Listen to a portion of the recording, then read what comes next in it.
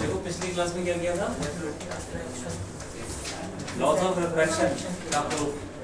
हाँ यही किया। अब रिफ्लेक्शन का कर रहे हैं, proof of laws of reflection, इसका प्रूफ करते हैं। वैसे ही हाइजेन प्रिंसिपल है।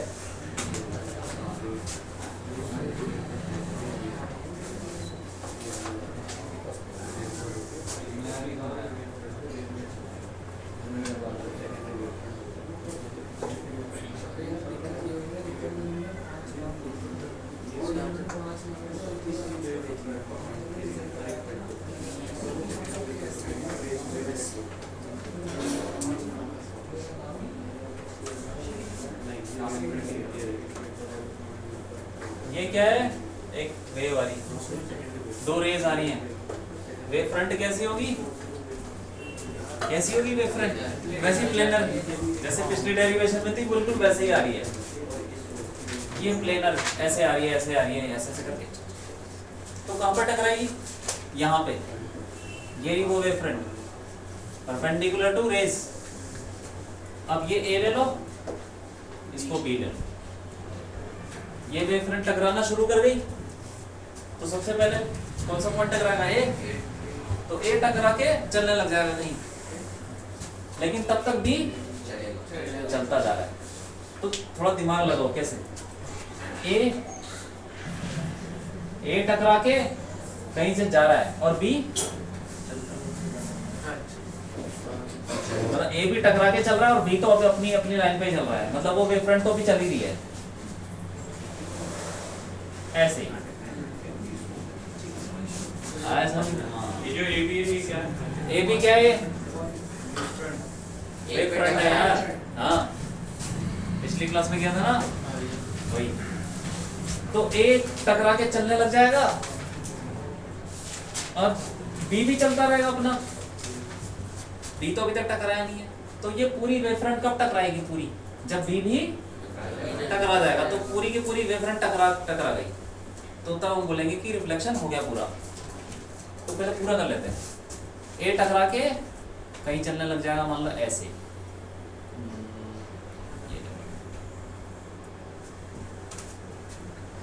ऐसे कुछ, और फिर बी अपना चल रहा है। जितनी देर में ए यहां से टकरा के वहां गया, उतनी देर में बी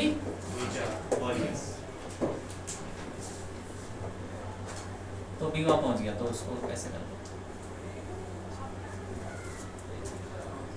तो अब जो ये वेव है, मतलब जो रेज ऐसे जाएंगी, ये जा रही रेज और यहां से टकरा के उसके परपेंडिकुलर, देखो ये आई, दो रेज टकरा के यहां से हो जाएगी, यहां से हो जाएगी, और वेव फ्रंट कैसी हो जाएगी, प्लेनर ही हो जाएगी ना। अब हमें प्रूफ करना है लॉस ऑफ रिफ्लेक्शंस में होता ही क्या है, क्या होता है उसमें, आई और आर, हाँ, तो वही बराबर करना है। तो पहले आई बना लेते हैं,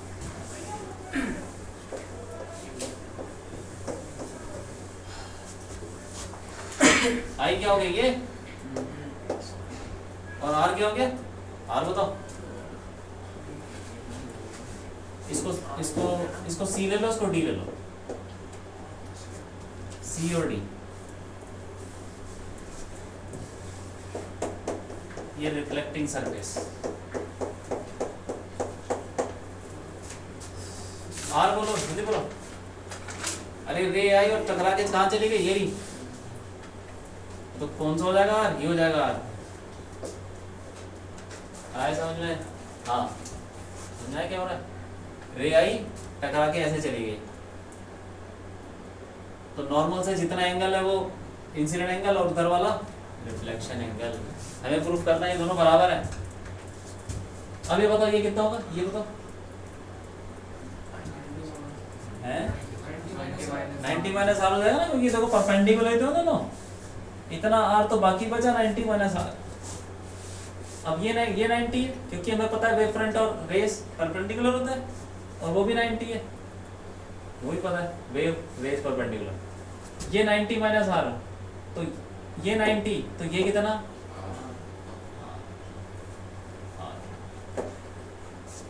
इसमें लिख भी लेते हैं यार, चलो कंफ्यूज हो देखो, यहाँ पे आई तो पता चल रहा है ना सबको, हाँ ठीक है, तो ये देख लेते हैं सी ए डी बोलो, 90 माइनस आर,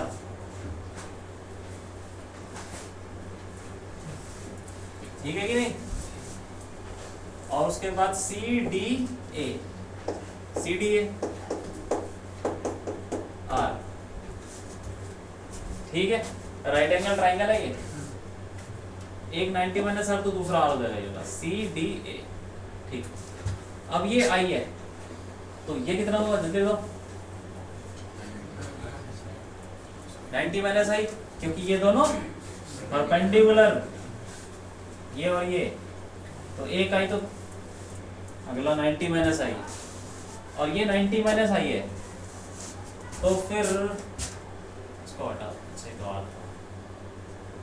तो ये कितना, ये वाला, अरे ये 90 माइनस आई, तो ये कितना आई, तो angle B A D I, angle B A D, देख लो ये वाला जो छोटा सा बना रखा है, ये 90 माइनस आई है, क्योंकि ये दोनों लाइन परपेंडिकुलर है, तो बाकी जो बच गया कौन सा, ये 90 माइनस आई, तो बाकी जो बच गया ये आई हो जाएगा।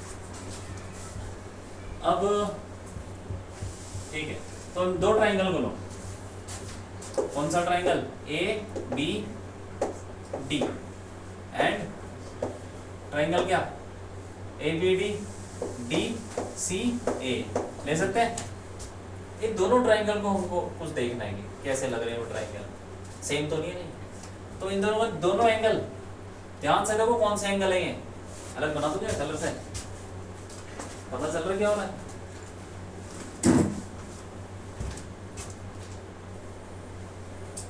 दिख रहा पीला वाला,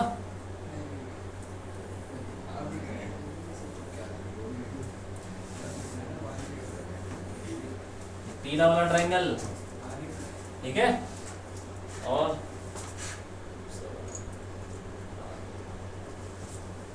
ये देखो ऑरेंज,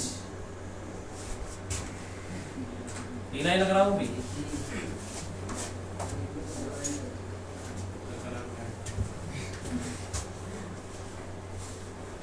अब ठीक है,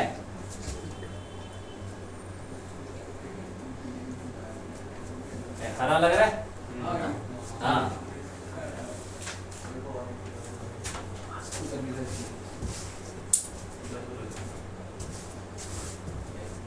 अरे ए बी डी और डी सी ए, इन दोनों में जो एंगल है कौन से? एंगल बी, एक का एंगल बी और दूसरे का एंगल सी क्या होंगे? 90 के बराबर, बराबर 90। और जो एडी है वो क्या हो जाएगी? कॉमन। ये तुमने 10th में पढ़ा है कि नहीं? हाँ, तो एक साइड तो मतलब एक साइड तो बराबर हो गई और एक एंगल भी बराबर हो गया, और एक और चीज बराबर कर दे तो क्या बन जाएगा? कॉन्ग्रुएंट। हाँ, अभी कर देते हैं बराबर। देखो जितना टाइम, इधर देखो, जितना टाइम ए से सी तक लगा उतना ही टाइम, तो टाइम फ्रॉम क्या ए टू सी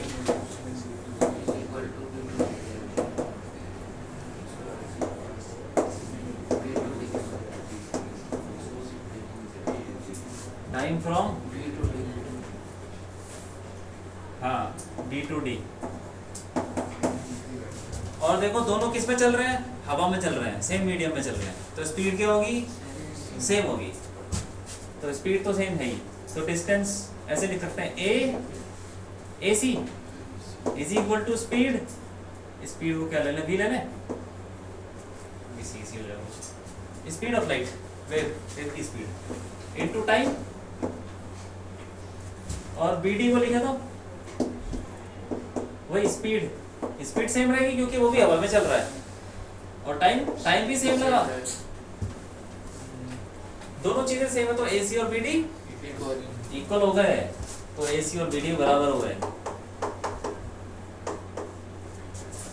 दो साइड बराबर, एक एंगल बराबर, तो कैसे ट्राइंगल हो गए? बस, तो ट्राइंगल ABD एंड एक कॉन्ग्रुएंट क्या होते हैं? साइन कैसा होता है? ऐसा, ये होता है क्या? यही है, सही है, कोई बात नहीं, समझ आ रहा है। कॉन्ग्रुएंट है, कॉन्ग्रुएंट मतलब सब कुछ सेम, सारे एंगल सारी साइड सेम।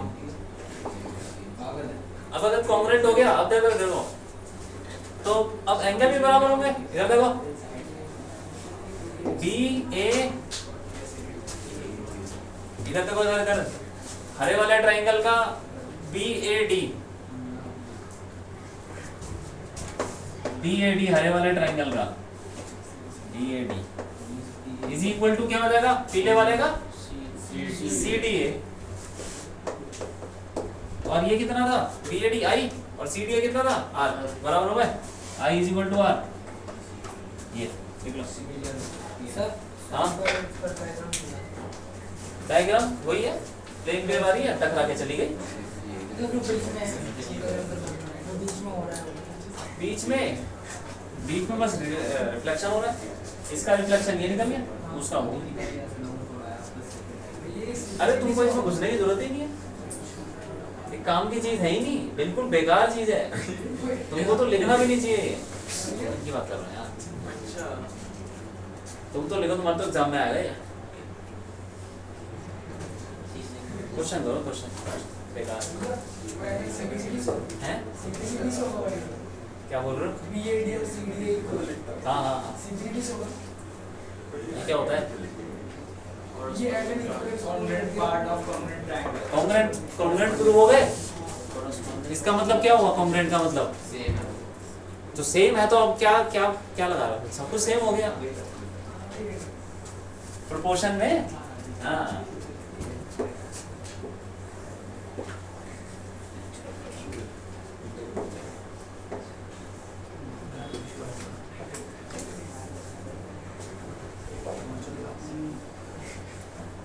ये दोनों कॉन्ग्रुएंट हो गए, ठीक है, तो बता दो कौन से एंगल होंगे बराबर ABCD।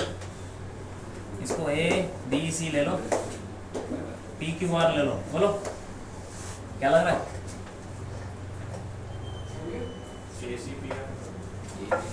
कौन सा एंगल ए किसके बराबर होगा? हाँ प्रोपोर्शनल हाँ। जिस ऑर्डर में कॉन्ग्रुएंसी ऑर्डर देखो, ऑर्डर ध्यान से, ए बी ऐसे नहीं कुछ भी लिख दिया ए बी डी, तो ए बी डी तो बीच में क्या आ रहा है 90 वाला, तो इसमें बीच में 90 होता है और ए जहाँ से शुरू हुआ वो वहां से बी से शुरू होगा सामने वाले से। ये सब तो 10वीं में पढ़ते हैं, देख लो।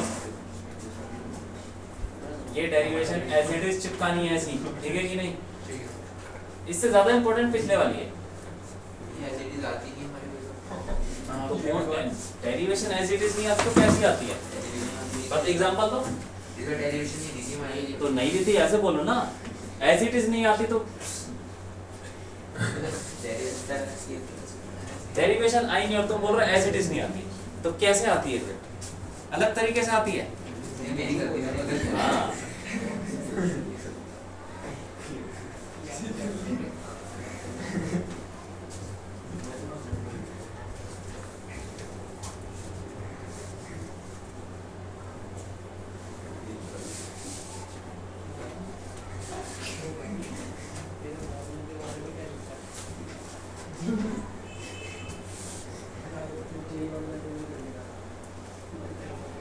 नंबर तुम्हारे ठीक ही कहेंगे नहीं है?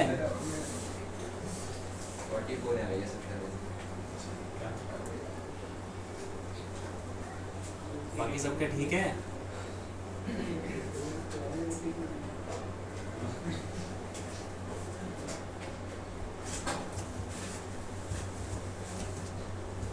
वैसे तो तुमको बताना चाहिए कि मेरा ये रिजल्ट आया, ऐसे हुआ वैसे हुआ। बहुत फेल करती है हमारी क्लास। कोई बात नहीं, जैसा भी है बता दिया करो।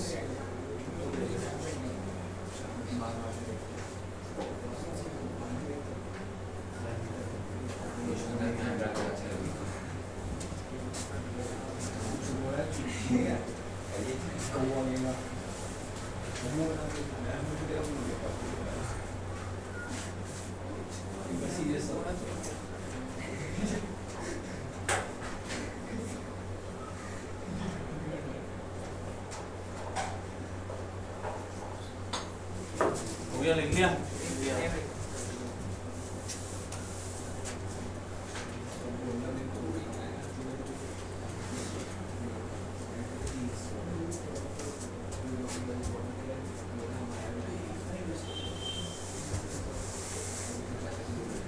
डायग्राम हटा दूं? ये डायग्राम हटा दो।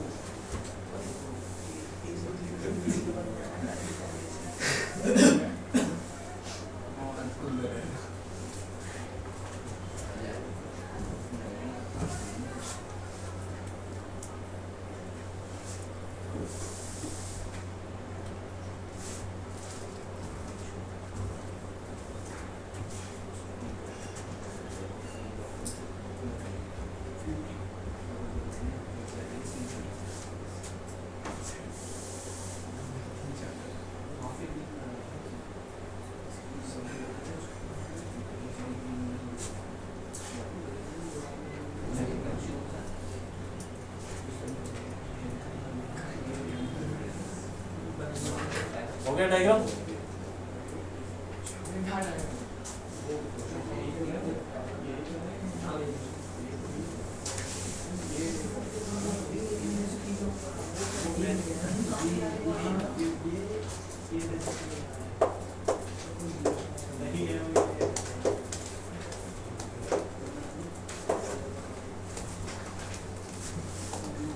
ओवरहेड सोर्सेस लिख लो। डिफरेंट है जो भी टकरा जाएगी ये वाली पर अगर ये टकराएगा तो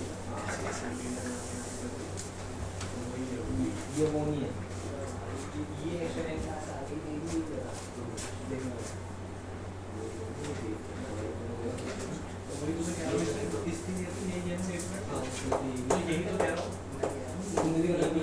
ये वो तो मैं समझ जाऊँ वो तो मैं कर दिया ये भी देख रहा ये मैं ये भी है इसका भी ये कितना होता है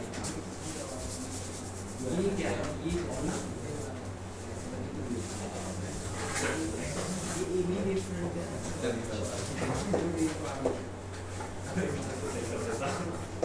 तो ऐसा याद रहा फिर एक और लाइन पढ़ा ये चीज ये वाली कह रहा ना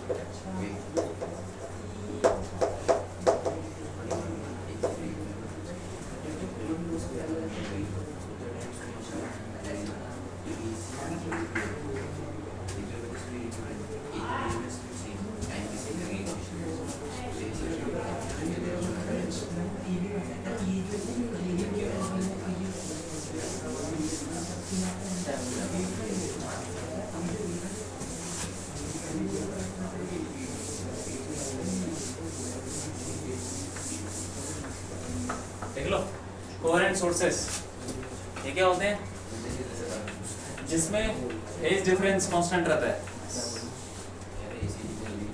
दो सोर्सेस जिनके बीच में फेज डिफरेंस टाइम के साथ कांस्टेंट रहता है फेज डिफरेंस कांस्टेंट दो सोर्सेस के फेज डिफरेंस क्या रहेगा कांस्टेंट फेज मतलब एंगल समझ गया करंट होता है phase difference constant with time वही उसी सोर्स को बोलते हैं कोहेरेंट सोर्स लिख लो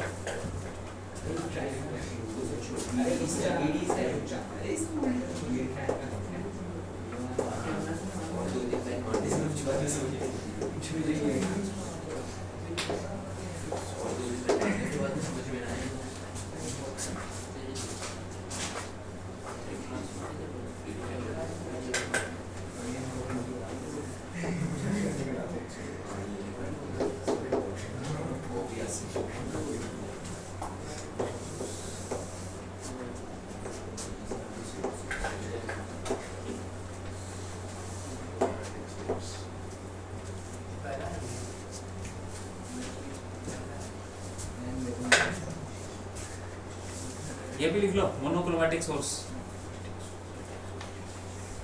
ये क्या होता है जिसमें एक ही वेवलेंथ होती है जैसे वाइट लाइट है उसके अंदर तो सारे कलर होते हैं तो उसके अंदर पता नहीं कितनी वेवलेंथ्स होंगी लाल की अलग ये पीला समझे और मान लो सिर्फ लाल है तो सिर्फ लाल के अंदर सिर्फ लाल की वेवलेंथ होगी तो उसको सोर्स क्या बोलेंगे मोनोक्रोमैटिक मतलब उसके अंदर एक ही वेवलेंथ की लाइट है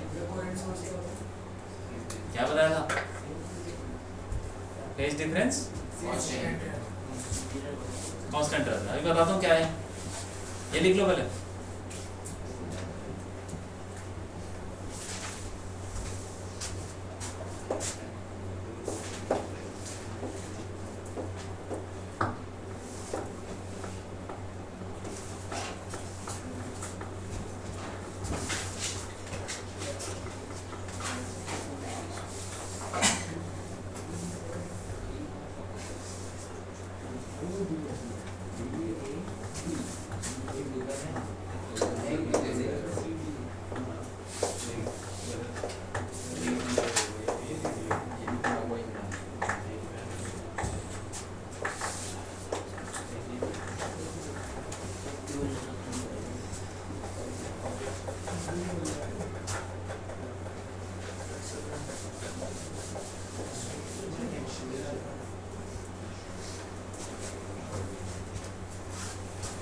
मान लो दो सोर्सेज हैं कोहेरेंट है दोनों तो क्या बोला था कि अगर हम फेज डिफरेंस लें तो क्या रहेगा, वो कांस्टेंट रहेगा। तो इस पॉइंट पे मान लो दोनों वेव टकराती हैं, वैसे तो पूरे हर पॉइंट पे टकराएंगी, क्योंकि यहाँ से लाइट वाइट निकलेगी तो चारों तरफ जाएगी, यहाँ से भी निकलेगी वो भी चारों तरफ, तो चारों तरफ ही टकराएगी। लेकिन मान लेते हैं एक पॉइंट, यहाँ पे वेव दोनों में से टकरा रही है, तो यहाँ पे कुछ तो उसका इंटरफेरेंस होगा, इंटरफेरेंस बोलते हैं इसको। जब दो वेव टकरा जाए, जब दो लहरें आ जाए, तालाब में तो पत्थर मारो तो लहरें आ जाती हैं, टकरा जाती है, तो उसको क्या बोलते हैं, इंटरफेरेंस। वो इंटरफेरेंस हो रहा है। अब हमें इसमें इसकी इंटेंसिटी पता करनी है, क्या होने वाला है। ये सब थोड़ा बहुत 11th में पढ़ा, इंटरफेरेंस सुना है क्या, सुपरपोजिशन ऑफ वेव्स, अरे वेव्स वगैरह, ठीक है। इसको मान लेते हैं S1। अब ये दोनों क्या है, इसकी कोहेरेंट सोर्स है, तो उसको लिख लेते पहले। y1 इज इक्वल टू, अरे 11th में पढ़ा था कि नहीं, वो वेव की इक्वेशन क्या होती थी, हाँ, A1 sine omega T minus के एक्स, ठीक है, ये एक्स प्लस कुछ नहीं है, y2 ले लो दूसरी वाली, क्या हो जाएगी, A2 sine omega T minus, ये भी वही kx, लेकिन हो सकता है इसमें कुछ फेज डिफरेंस हो पहले से ही फेज डिफरेंस, ठीक है, हाँ। तो अब मान लेते हैं कि ये दोनों कहीं पर टकरा रही हैं, वहां पे कुछ तो होगा ना, वो इसका कुछ x1 होगा, उसका कुछ x2 होगा, ठीक है। इसको डाल दो यहाँ पे अगर वेव पहुंचेगी तो क्या डाल देंगे, x1 डाल दो, और ये x2, मतलब ये यहाँ से मान लो x1, इसका पॉइंट ये x2 ले लो, ठीक है, हाँ।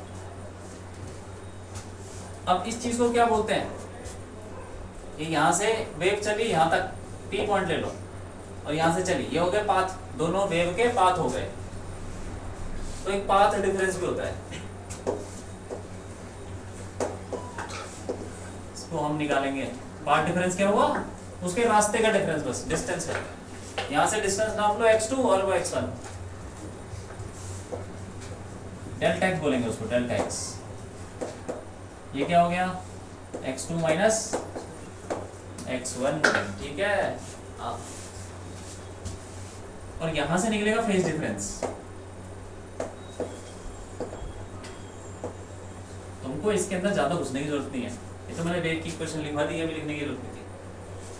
पार्ट डिफरेंस क्या हुआ, x2 माइनस x1, वो जितना चली और ये कितना चली, मान लो 2 मीटर चली है, ये आधा मीटर चली, तो 2 माइनस आधा, सिंपल, डिस्टेंस का डिफरेंस, पाथ डिफरेंस। और फेज डिफरेंस क्या हुआ, delta phi is equal to 2 pi by lambda delta x, ये लेंथ में पड़ा है, फेज डिफरेंस लिख लो, कोई बात नहीं है, ठीक है, समझो। फेज डिफरेंस क्या हुआ, 2 pi by lambda delta x. Sir A1 constant होता है, A1 एम्पलीट्यूड है, तो देख ही जाएगी जैसे। अब देखो, अब हम निकालेंगे इंटेंसिटी। यहाँ पे क्या होने वाला है, यहाँ पे मान लो यहाँ से लाइट निकली, वहां से भी लाइट निकली, यहाँ पे क्या हो जाएगा, दोनों लाइट टकराएंगी तो क्या हो जाएगा, इंटरफेरेंस से क्या हो सकता है, सर एम्पलीट्यूड बढ़ेगा, एम्पलीट्यूड बढ़ेगा, कम नहीं हो सकता, क्योंकि कोहेरेंट ऐड होगा, कम क्यों नहीं हो सकता, एक वेव ऐसे आ गई, दूसरी वेव नीचे से आ गई, टकरा के एक दूसरे को अपोज करके, कम भी हो सकता है, कम ज्यादा कुछ भी हो सकता है, वो किस पर डिपेंड करता है, फेज डिफरेंस पे, ठीक है। मान लो ये एक वेव ऐसी आ गई और दूसरी वेव ऐसी आ गई, तो ये जब एक दूसरे से टकराएंगे, ओवरलैप करेंगे, तो ऊपर वाला नीचे वाला कैंसिल नहीं कर देगा? ये ऊपर ये नीचे कैंसिल, ये नीचे वो ऊपर कैंसिल, सब कैंसिल, क्या हो जाएगा? जीरो हो जाएगा, जीरो भी हो सकता है। ठीक है, तो हम वही निकाल रहे हैं कि क्या क्या हो सकता है।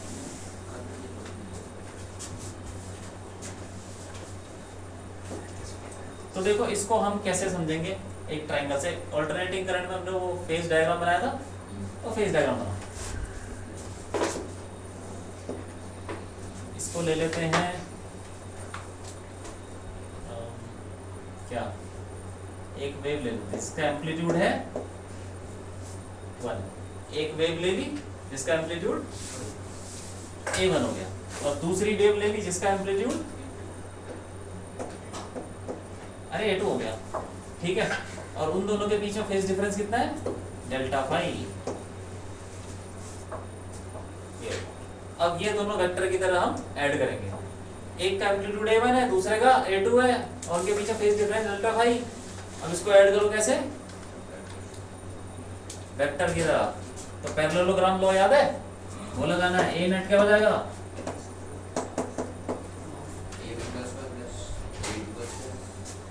A1 square plus A2 square plus 2A1 A2 क्या हो जाएगा? Cos delta phi.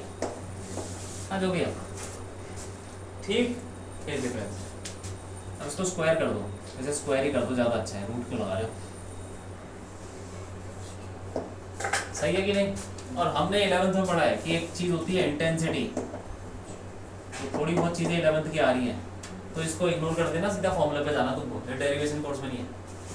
Intensity proportional to अरे एम्पलीट्यूड का स्क्वायर, तो जहां पे एम्पलीट्यूड का स्क्वायर वहां इंटेंसिटी है, तो इसको क्या बोलेंगे? इंटेंसिटी। कौन सी? Net intensity. आगे बढ़ो, A1 स्क्वायर क्या हो जाएगी? बस A1 वाली इंटेंसिटी, पहले वाले सोर्स की इंटेंसिटी I1। आगे बढ़ जाओ, I2, आगे बढ़ो, सोच के बोलो, 2 रूट I1, आगे बढ़ जाओ, root I2 cos delta phi. बस हो गया, ये है फॉर्मूला, इंटेंसिटी का फॉर्मूला। अब देखो दो लाइट यहां से आई, तो यहाँ पे कुछ भी हो सकता है,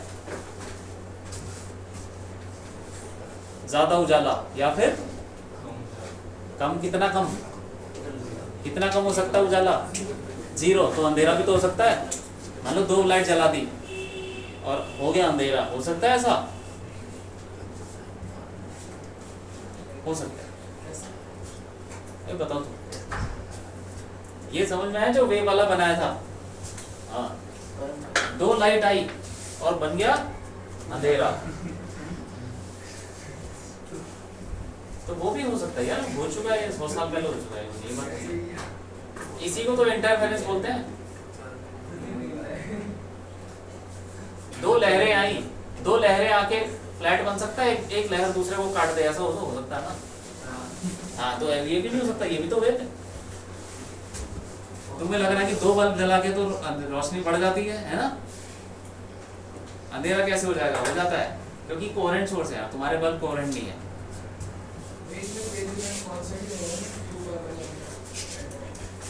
हाँ, यही है फॉर्मूला है, लिख लो, लिखो उसको।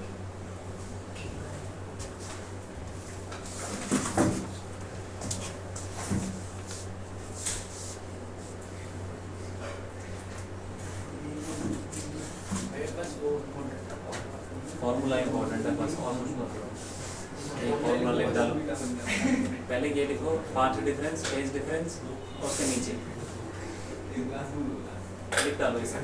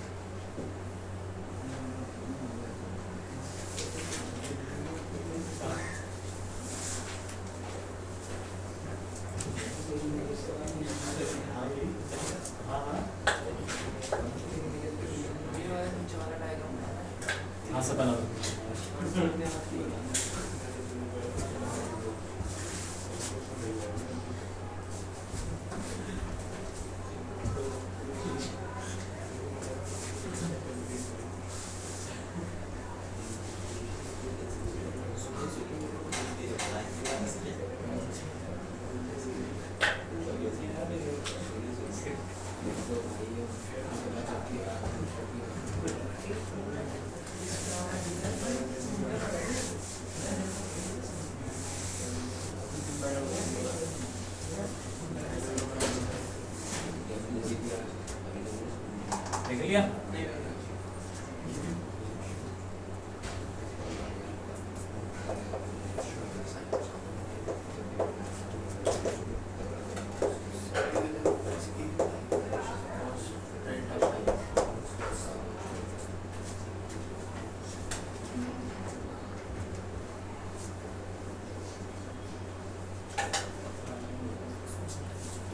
मैक्सिमम इंटेंसिटी अगर चाहिए, मैक्सिमम लाइट, तो क्या होना चाहिए? सोचो, दिमाग लगाओ, फॉर्मूले से बताओ क्या होना चाहिए।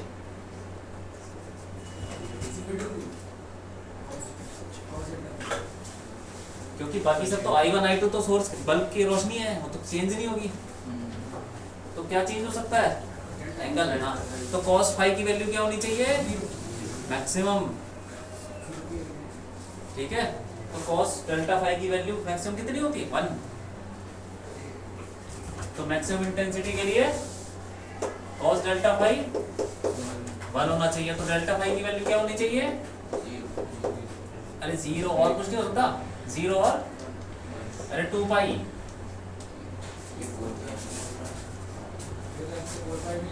हाँ, सब कुछ लेना है। 4 पाई, चलते जाओ कितना? 2n पाई, 2n पाई ले सकते हैं, सही है कि नहीं? है? हाँ, n की वैल्यू क्या है? 1 2 3 4, 0 भी है, 0 1 2 3, ठीक है। अब डेल्टा फाई आ गया। डेल्टा फाई की वैल्यू क्या होना चाहिए? 2n पाई।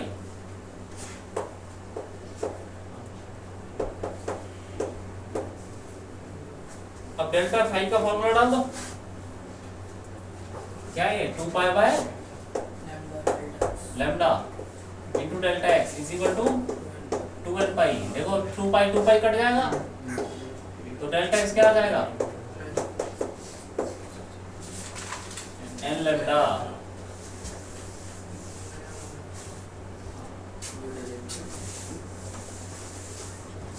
हटा दूं सब कुछ।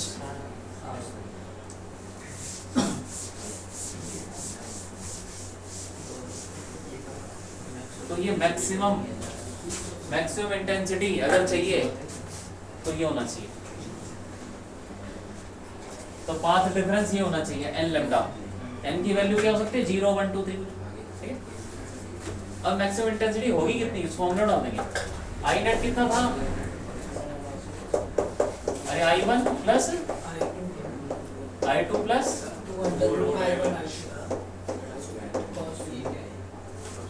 आगे क्या था? cos फाई तो 1 हो गया। मैक्सिमम इंटेंसिटी के लिए cos डेल्टा फाई 1 होना चाहिए, 1 डाल हो गया।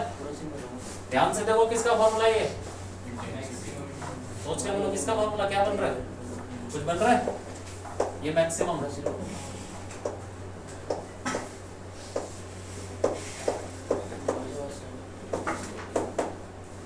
बोलो जल्दी बोलो। हाँ, कुछ बन रहा है? ये बंद हो सकता है। हाँ, रूट I1 प्लस, खोल के देखो भैया। हाँ, ये फॉर्मूला है। तो मैक्सिमम इंटेंसिटी का फॉर्मूला आ गया। अब आ जाओ क्या? और मिनिमम इंटेंसिटी।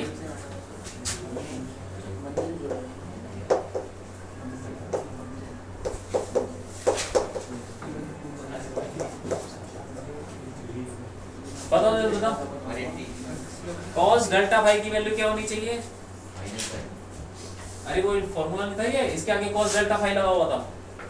क्या होना चाहिए? cos डेल्टा फाई मिनिमम करना है तो मिनिमम होना चाहिए। cos डेल्टा फाई मिनिमम होना चाहिए अगर इंटेंसिटी मिनिमम करनी है। जब मैक्सिमम करना हो तो मैक्सिमम होना चाहिए, तो 1 हो गया। मिनिमम कितना हो सकता है? -1। cos डेल्टा फाई क्या बोल रहे हो? हम मिनिमम करने के लिए कहाँ तक जाना पड़ेगा? 0 तक या उससे भी कम? हाँ, तो डेल्टा फाई क्या हो सकता है? डेल्टा फाई बोलो, डेल्टा फाई बता दो कितना हो सकता है? अरे -1 होता है पाई पे, पाई, उसके बाद 3 पाई, फिर 5 पाई, फिर n पाई थोड़ी हो जाएगा। तो डेल्टा पाई क्या हो जाएगा? 2n + 1 पाई। क्यों? n की वैल्यू 0 1 2 3। आई बात समझ में? 0 1 2 3 रखते जाओ, वही निकल जाएगा। 0 डालोगे तो पाई आ जाएगा, 1 डालोगे तो 3 आ जाएगा। अरे वैसे ही और कुछ नहीं है, बस cos pi cos delta pi -1 है। अब ये निकालेंगे क्या? Part difference. तो क्या आएगा? 2 pi by lambda delta x is equal to 2n + 1 pi, और पाई पाई कट गया तो डेल्टा x कितना आ जाएगा? 2n + 1 λ/2। हाँ ठीक है। और फिर इंटेंसिटी भी निकाल लेंगे। आई नेट मिनिमम, अरे I1 + I2 फिर माइनस हो जाएगा, क्योंकि cos डेल्टा फाई तो -1 है, तो उसको फॉर्मूले में डालोगे तो माइनस आ जाएगा। रूट ये किसका फॉर्मूला लग रहा है? बस यही बात है। रूट I1 माइनस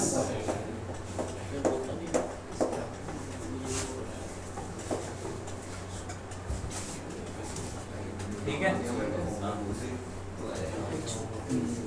तो मिनिमम इंटेंसिटी अगर देखो, अगर दोनों सोर्स की इंटेंसिटी सेम है, I1 I2 बराबर है, तो मिनिमम कितनी हो जाएगी? 0। अगर दोनों सेम है I1 I2 तो मिनिमम कितना हो जाएगा? 0, और उसमें अंधेरा हो जाएगा। 0 का मतलब कोई उजाला नहीं।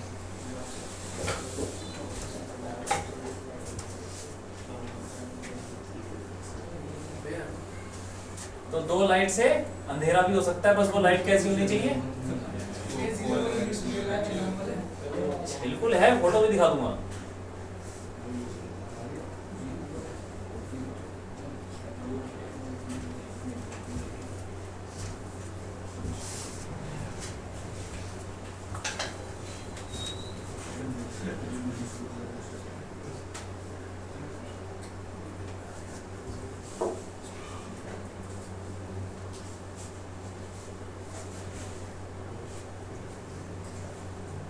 देख लो।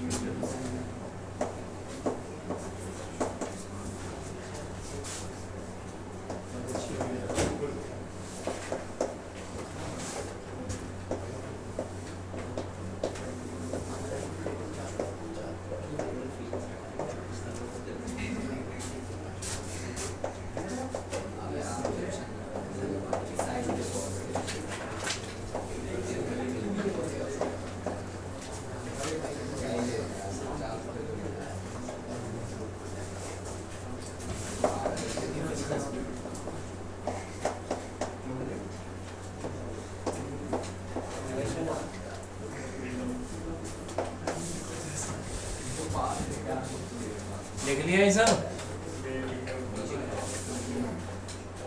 ऊपर वाला। अगर I1 I2 बराबर है, मान लेते बराबर है, बराबर I0 ले लेते हैं, तो फॉर्मूला क्या हो जाएगा? ये फॉर्मूला क्या बदल जाएगा? ये ऐसा बन जाएगा, I0 डाल दो हर जगह, कोई नई चीज नहीं, आई नॉट डाल दो, बराबर ही तो है, डाल दिया आई नॉट। देखो ध्यान से 2 आई नॉट और ये भी 2 आई नॉट बन गया। हाँ बोलो बोलो बोलो। फिर 2 आई नॉट क्या ले लिया common, 1 plus cos delta phi. इसका फॉर्मूला बताओ, 1 प्लस कॉस फाई क्या होता है?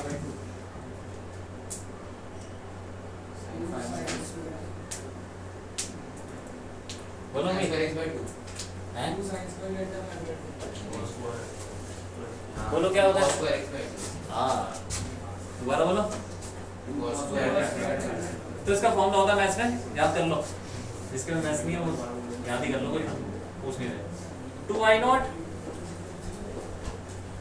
आगे बढ़ जाएगा ये 2 cos स्क्वायर डेल्टा 5/2 ये तो मल्टीप्लाई कर लो, इसको ऐसे लिख लो 4 आई नॉट अरे cos स्क्वायर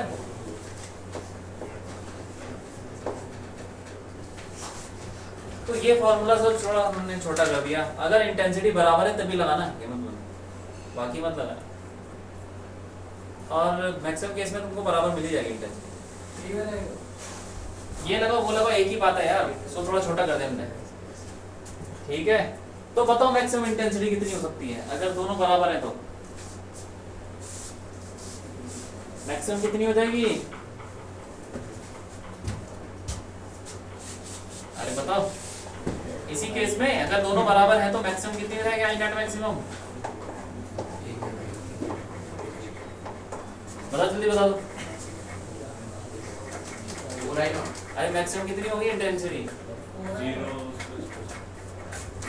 कितनी होगी मैक्सिमम? cos स्क्वायर डेल्टा 5/2 की मैक्सिमम वैल्यू क्या होगी? आई नॉट होगी मैक्सिमम, 4 आई नॉट होगी maximum। आई नॉट होगी। क्यों हो गया है बता दो, समझाओ।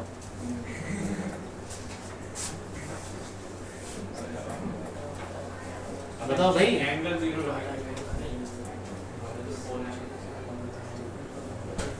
तुम बताओ 4 आई नॉट कैसे?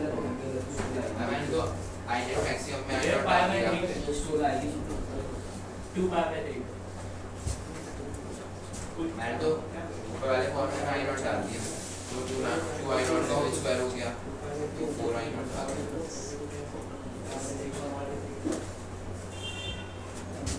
अरे cos स्क्वायर डेल्टा 5/2 की मैक्सिमम वैल्यू क्या होती है? मतलब 1 होती है 0 ले तो 1 से ज्यादा तो नहीं हो सकती ना, चाहे तुम cos स्क्वायर लगा दो चाहे उसकी पावर 10 लगा दो, चाहे एंगल को 100 से डिवाइड कर दो, जब मर्जी कर दो, होगा तो वो मैक्सिमम 1 4 आई नॉट। और मिनिमम बोलो -4 आई नॉट।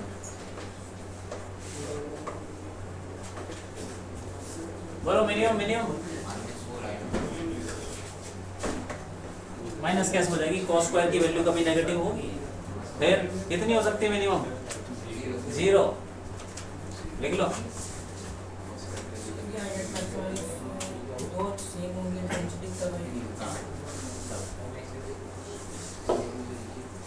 ठीक है, लिख लो लिख लो, लिख लिया।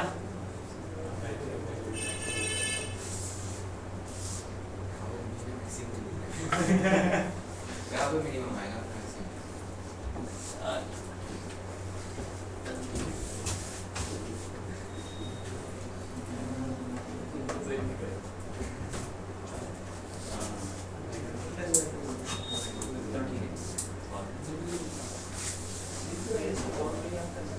जो क्वेश्चन यहाँ करते हैं ना घर पे जाके भी करने हैं, समझ गए? हाँ घर पे जाके दोबारा किया करो, ऐसे नहीं कि तो कर दिया मैंने। सारे क्वेश्चन तो अपना पेपर उठा के देखो, तरीके से कहीं ना कहीं वो मिल ही जाएंगे तुमको उसके जैसे।